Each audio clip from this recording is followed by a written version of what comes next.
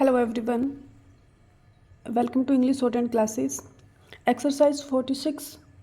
Get ready for the dictation. Start.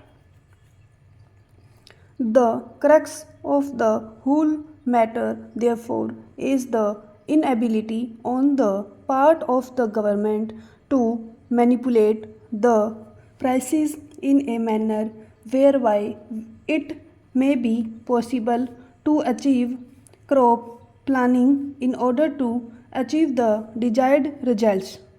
Stop. As long as this price structure is allowed to move in the manner in which it is moving today, whatever may be the policy of the government, howsoever much credit they may pump into the agricultural sector, whatever the amenities they may give to the agriculturalists, it will not be possible for us to achieve the targets in the manner in which we want to achieve. Stop.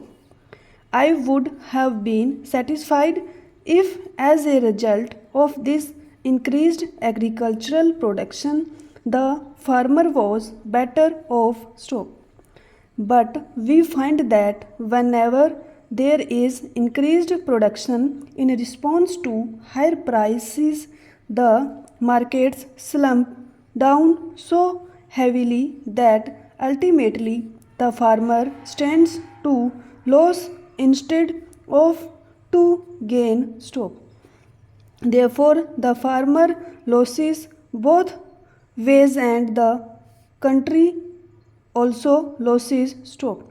The farmer puts in more money, more resources in the production of crops for which the expects higher returns, and he loses all that money because the prices are not rising to his expectations, and instead the prices fall down rather precipitously, and the country is also losing because there is a very uneven development of agriculture. Stop.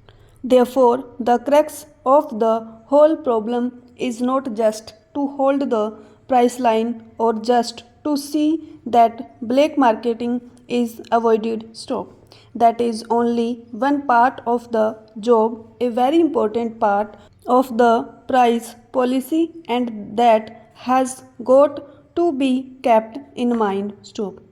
I am not against it. In fact, I am all for it, and I blame the government for not being able to do it so far. But this is another aspect of the price policy to which the Planning Commission, it seems to me, has not applied its mind properly so far, namely the use of price policy as an instrument of crop planning, and as long as that particular tool is not utilized for this objective, it will not be possible for us to have a planned development of our economy. Stop.